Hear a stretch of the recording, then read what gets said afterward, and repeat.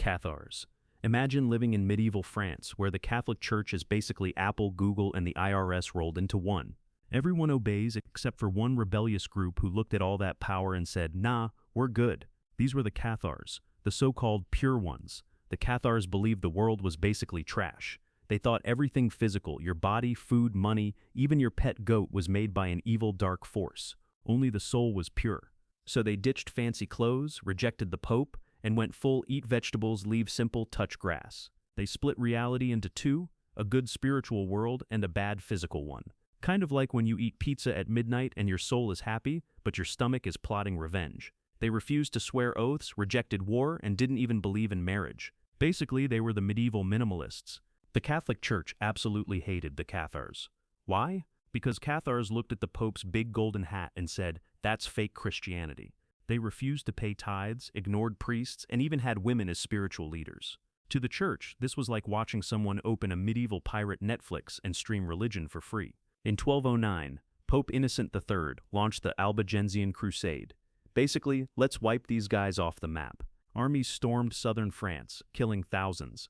When soldiers asked how to tell Cathars from regular Catholics, the Church's answer was legendary. Kill them all, God will know his own. Yep, customer service wasn't great back then. Waldensians. This movement started with a rich dude who gave up everything, decided to live like Jesus, and accidentally launched one of the biggest heresies of the Middle Ages. Meet Peter Waldo, a wealthy merchant from Lyon in the 12th century. One day, he had a midlife crisis, but instead of buying a luxury chariot with a jacuzzi, he gave away his fortune, hired translators to put the Bible into French, and started preaching poverty. Basically, the world's first minimalist influencer. The Waldensians were all about living like the apostles. No wealth, no fancy churches, no priests getting fat on tithes. They preached in the streets, wore simple clothes, and said anyone can read the Bible, not just the clergy, which in medieval times was like leaking classified files online. The Catholic Church looked at these guys and said, "Whoa, whoa, whoa, you can't just hand out Bibles like free Wi-Fi. That's our job." The Waldensians refused to pay tithes, rejected indulgences, and let lay people preach, including women. Basically, they cut into the Church's brand monopoly. The Church excommunicated Waldo in 1184. That's medieval cancel culture. After that, the Waldensians were hunted, tortured, and forced underground. But instead of vanishing, they spread through Europe like religious bootleggers, carrying their faith in secret. Lollards. Meet John Wycliffe, Oxford professor and religious troublemaker. He thought the Bible should be translated into English so everyone could read it, not just Latin-speaking priests. Basically, he wanted to open-source Christianity, and the Church was not a fan. The Lollards believed priests weren't special, the Pope wasn't in charge, and indulgences were just holy tax scams. They even said women could preach. In medieval England, this was the equivalent of standing up in Parliament and saying, "The king's crown is just a fancy hat." The big problem, the Lollards made religion accessible. Imagine medieval TikTok, but instead of dance challenges, it's peasants reading Bible verses out loud in English. The Church saw this and thought, if people stop needing us, we're finished. The Church struck back with England's first ever heresy laws. Lollards were hunted, imprisoned, and sometimes burned at the stake. It was the medieval version of deleting your account permanently.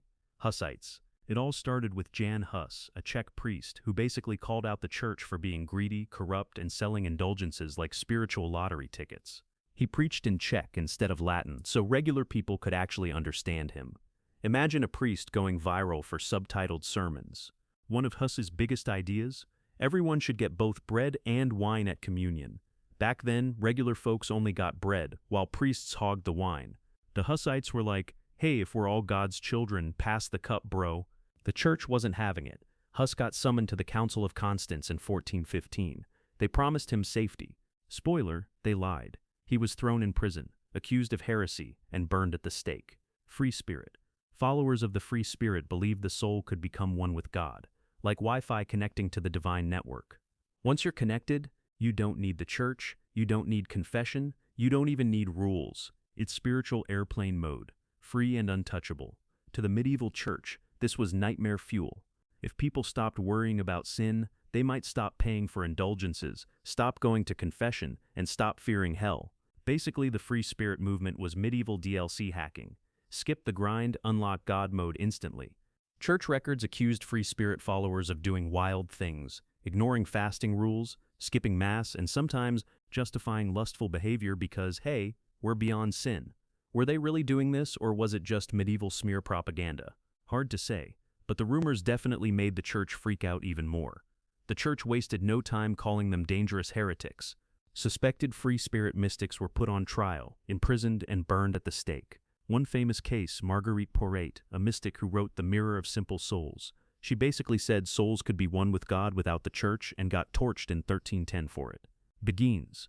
In the Middle Ages, if you were a woman who wanted to be spiritual, your options were marry, become a nun, or, yeah, that's it. They popped up in the 13th century across Europe. They were women who didn't want to marry or be locked in a convent, so they formed semi-religious communities working, praying, and supporting each other. Think of them as medieval women's co-ops or maybe the first girl boss sorority. They lived simply, cared for the poor, and focused on personal spirituality. Many wrote mystical texts about union with God without needing priests as middlemen. To them, faith wasn't about church rituals. It was about direct experience, basically spirituality unplugged. They terrified church leaders for two big reasons. One, they were independent women who didn't answer to men. Two, they were saying you didn't need the church to reach God. That combo was like medieval TNT. Some of them were accused of heresy and got burned at the stake as usual.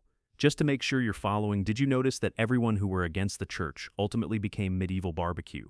Now back to the video. Knights. Founded in 1119, the Templars started as humble protectors of Christian pilgrims, but over 2 centuries they became insanely rich and powerful, running castles, farms, and a banking system across Europe. Basically, they were monks with swords and stocks. By the 1300s, King Philip IV of France was drowning in debt to the Templars. So he pulled the oldest trick in the book: accuse your creditors of heresy. If you can't pay them back, burn them instead. Problem solved. The Templars were accused of some wild stuff: spitting on the cross, worshipping a mysterious idol called Baphomet, kissing each other in weird initiation rituals, and basically running a satanic boys' club. Were they actually doing this? Probably not, but it made for great medieval tabloid headlines. On Friday the 13th, 1307, Philip ordered mass arrests of Templars in France. Under torture, some confessed to bizarre crimes because, let's face it, medieval torture wasn't exactly great for honesty. Soon after, the Pope officially disbanded the order. Flagellants. The flagellants first popped up in the 13th century but went viral during the Black Death in the 14th. They believed the plague was God's punishment for sin, and the only way to fix it was through self-punishment. Forget CrossFit. This was medieval extreme workout for your soul. Groups of hundreds walked from town to town in long processions.